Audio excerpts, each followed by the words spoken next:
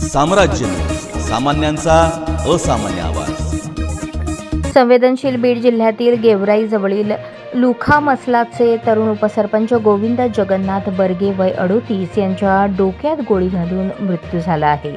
त्यांचा मृतदेह संशयास्पदरित्या एका कारमध्ये आढळला। हत्या की आत्महत्या हा सस्पेन्स आहे। तमाशाच्या नादाला लागून जीवनाचा शेवट झाला अशी चर्चा आहे। ही धक्कादायक घटना बार्शी तालुक्यातील सासुरे येथे उघडकीस आली।